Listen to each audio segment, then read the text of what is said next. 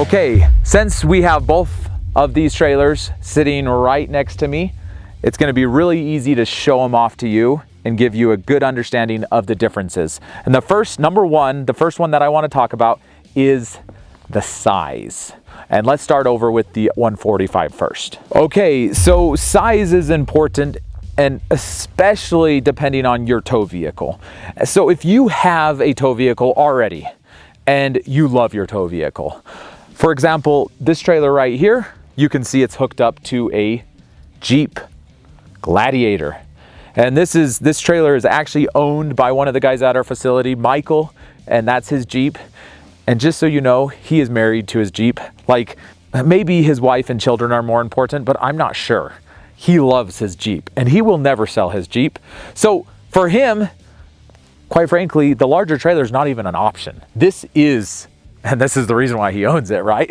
So this is a great option if you already have a Tacoma, a Chevy Colorado, or a Jeep Rubicon. If you're looking at a mid-size vehicle and you want to tow into some tight spaces, this trailer is going to be more agile, more able to get into a little bit tighter spaces than the X195. Now, I do want to point out, this is the X145.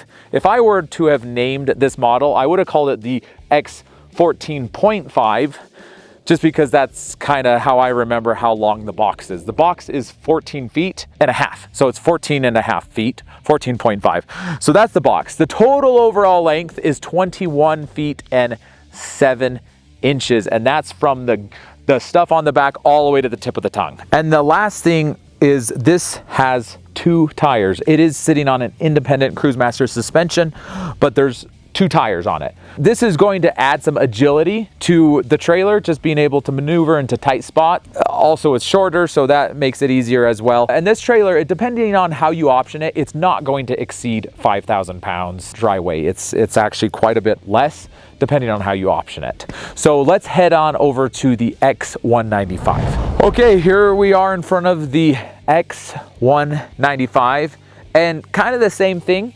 The way I remember the length of the box itself is 19 and a half feet, then 19.5, and that's kind of where the name comes from, the X195 or 19.5. The overall length of this trailer is 26 feet and 1 inch.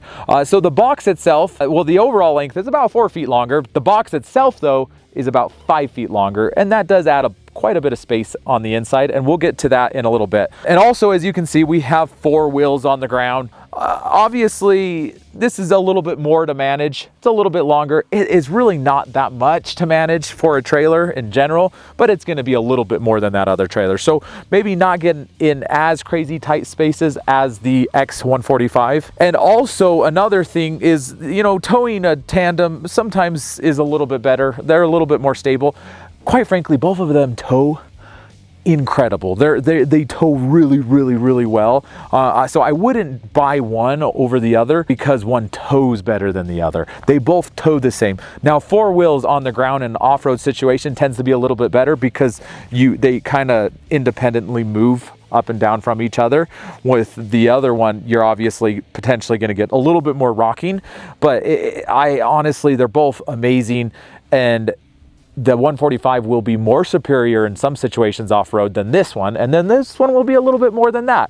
It's just different. But now I will say you're not going to be able to pull it with a mid-size truck. You're going to want to find a 1500. The TRX, the Ford Raptor, amazing trucks.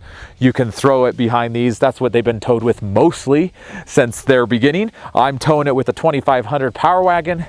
I don't even feel it behind me. It tows really good. And depending on how you option this one out, it's not going to exceed over 6,000 pounds. So if you have a 1500 of any kind, you're going to be golden. 2500 and above, honestly, in my opinion, overkill. But some people like overkill. That is truly the first and biggest difference, is the size, obviously, right? But let's head inside to go over the second biggest difference between these two trailers. Okay, here we are inside, and it is nice and toasty. We accidentally ran the heater on electric the whole way up here, like an hour or 2 drive off of electricity. I switched it to propane so we don't drain the batteries too much. So, number 2, bed orientation. To some people, this doesn't matter. You could care less. And in a smaller trailer, this is the ideal orientation, which is, we call this an east and west bed. Now, obviously, you know, if you're sleeping on this bed, whoever's over here is gonna have to crawl over somebody that's sleeping right here if they need to get up in the middle of the night, which my wife never wakes up in the middle of the night, and she sleeps in, and I wake up in the middle of the night from time to time, and I wake up earlier. So it's pretty simple. I sleep here, so she sleeps there, and it works perfectly. The X22, which is the last year's model, has this same bed orientation. So, but it is what it is. It is an east and west, and some people, that's totally fine. And for some people, they don't like east-west bed. They want a north and south bed. So let's head over to the X195 and show you the bed orientation in that trailer. Okay, here we are in the X195, and the bed orientation is a little bit different, as you can see. This is what they call a north and south facing bed. And the benefit of this is, obviously, as you can see, I just walked around it. So anybody sleeping in this is going to be able to roll out and walk around. It's easier to make your bed too. But once again, the box on this trailer is 5 feet longer, right? So you get a lot more when you extend the trailer 5 feet, but you also lose, well, the capability to maybe get in some tight spots, and also towing it with a smaller tow vehicle. So it's not that one is better than the other. It's what works for you and what's ideal for your situation. But this is probably one of the biggest differences between these two trailers, is the east and west, or the north and south facing beds. And depending on your situation, that might be the deciding factor between the two trailers. That's number 2. So let's head on to number 3. And number 3, I'm gonna say, is the booth and the table area, the dining area. So let's go check that out. We'll check out the X195 first, and then hop back over into the 145. Okay, so in the X195, remember, we have an extra 5 feet. And because of this extra 5 feet in the box, this allows for a much larger booth area. This dinette table and booth area is very, very large. I would say you can comfortably fit 4 adults in this booth. 2 adults, 2 kids, no problem whatsoever. This booth is about 6'5" long. So any full-size large adult is going to be able to sleep in this trailer.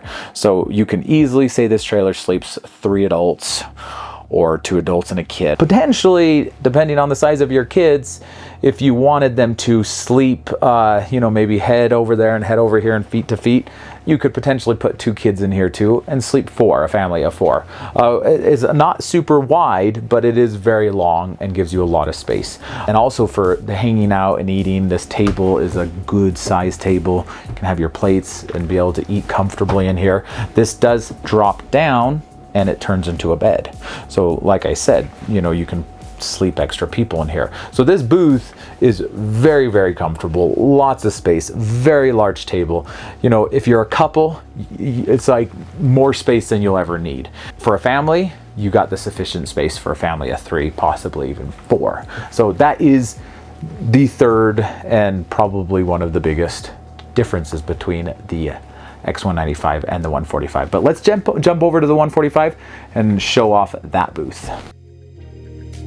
Okay, welcome to the X145. As you can see, this is a much smaller booth. Obviously, you lose 5 feet of a trailer, you gotta cut it out somewhere. This now very, very comfortable for a couple, right? If I were to be sitting right here, somebody, I mean, we could probably squeeze an adult and a little kid in here, but it's gonna be pretty tight overall here. The table is, it might be close to half the size. The booth is about 3 feet, 3.5 feet, so it is almost half the size too. This trailer, If you're a couple, this is an incredible trailer for you. It's an ideal trailer for a couple, you know, with a dog or two. Both of them are great for couples, but this one is really, to me, a very couple-friendly trailer. If you have a small little kid, you could always maybe push this down, but it's only 3.5 feet, so it's only so long. You end up putting mats on the ground for the kids or having them sleep out in the tent. I will just, like, not to get off topic, but growing up, my parents always had campers and they never bought campers according to their kids. Kids are okay with sleeping on the floor or in a tent or in a hammock. They always first thought of what they wanted, and the kids were kind of like, you can sleep wherever you want to sleep, right? I usually slept on the floor, and my little sister too. So there you have it. This is a big difference though between the two trailers. If you're looking for a massive booth where you can sleep an extra adult, the X145 might not be for you. But if you're a couple and you're looking to get out, this is an awesome trailer. So now let's head on over to the fourth biggest difference between the two trailers, and that's the kitchens. So let's take a look at the kitchens. Okay, here we are in the kitchen area. As you can see, this is a beautiful inside kitchen. This sink is massive. I'd get a cutting board to go over this so you could section it off and have some more counter space. But for actually just dishes and everything, this is an awesome and very deep sink. Not a lot of counter space unless you throw on a board that goes over it. You have your induction cooktop, and it's a single burner induction cooktop. Storage overall is pretty good for a trailer this size. This trailer has a lot of storage, but as you'll see on the X195, it has more storage than this one. This slide out tray is actually larger than it is in the X195, but the X195 has 2 sets of cupboards and 2 of these as well. Another big thing is your refrigerator. The X145 has this single refrigerator and freezer combo. It's actually a pretty good size, and it's very deep. It's hard to see in the cameras, but this is a couple, right? This is gonna get you a week worth of food pretty much. And then another thing that I actually really like, and I think this kind of wins over the 195, is this storage space right here is massive. You have all of these shelves. If you were to take out the shelves, you could put a rod in there and have a hanging space. This storage space is very nice, and you actually don't have that in the 195. But let's head over to the 195 and show you the kitchen over there, and then we'll move on to the 5th biggest difference between these two units. Okay, we are now in the X195, and you feel a lot farther away than you were over there. And the reason why is because you're about 5 feet farther away, because this is a lot of the space that they've added. As you can see, the sinks are almost similar in size. This one might be a little bit bigger. Comes with a cutting board and some cool little functionality. But from the sink moving over, we have some good counter space in here. And then even moving farther this way, we have a dual burner cooktop. And as you can see, I mentioned there's 2 cabinets up here. You actually have some cabinets down there, some drawers here. This one I mentioned is actually a little bit smaller. The other one's almost, maybe not quite twice as wide, but it is wider. And then, of course, the biggest difference is you do lose this cabinet space, but it actually adds a freezer in here. So we have a full, well, this is all 100% fridge, and this is all freezer. So lots more space, and which makes sense, because if you're gonna have 3 or 4 people in this trailer, you want a bigger fridge and freezer. If you only have 2 in that one, you don't necessarily need a bigger fridge or freezer. And you could also always get a portable 12-volt fridge or freezer to put out in a compartment or in your tow vehicle, which I have, and I love that. It's because you can turn it into a freezer or whatever for extra space. But that is the 4th and one of the other biggest differences between the two trailers. The 5th and the final, this is not all, just so you know, this is not crazy in depth. There's more differences. One of the things that I'm sure everybody's probably wondering, are the bathrooms different? No, they are not. They're identical. So that's good to know. You're gonna have in both of these trailers, you have a beautiful bathroom, nice shower, a large, pretty spacious shower for the size of the trailer this is. beautiful sink, a little bit there. So the whole bathrooms and everything configuration, it's going to be the exact same. So don't buy them according to their bathrooms. You're going to get the same bathroom. Now I want to end out with the fifth and final thing that I think is one of the biggest differences, and that is power capability. And it's not batteries. They can actually both have the same amount of batteries, which is really cool. Both of these units can have up to 1,080 amp hours of lithium battery, which is amazing. But the biggest difference is going to be, well, since this trailer is longer, you have more real estate on the roof, which means you can have a larger solar array. So this unit can have 1,240 watts of solar on the roof, and the X145 can only have 740. Now I say only, that's a great amount of solar. Like a few years ago, if you had 100 or 200 watts of solar from the factory, that was amazing. And then some started doing industry game-changing things and putting 300 and 400 watts on the roof. So 740 watts is a crazy amount of solar on a roof for a trailer that size, or of any size. You know, that's more solar than you'll get on 40-foot trailers in the US. But to have 1,240 watts of solar on this roof, that's just, it's really moving into a space of its own. There is almost no trailer on the market in the United States. I'm not aware of any trailer that has that size of a solar array. Even the 740 is probably one of the top in the game, in the entire industry in America. If you go over to Australia, most of their caravans are not even gonna have 740. 740 would be like best in class. 1,240, psh, there's almost nothing out there. I think the only thing that I'm aware of that comes from the factory that has 1,240 watts of solar would be the brooder, and you're going to spend a lot more money and import it. I don't know why you would when you have a American-made off-road trailer here. And between these two units now, they're incredible. So those two, to me, those are the 5 biggest differences between these trailers. So if you're seriously considering and you don't know which one to look at or which one's right for you, hopefully that kind of will help you decide. You know, really it comes down to the size, the overall size, the bed orientation, the kitchen, the booth area. Those are the main differences between these two trailers. As far as fit and finish, quality, components, they actually share most of the same components. They both share the same AC. They both share the same furnace. The furnace in this is, honestly, in this trailer, I think it's overkill.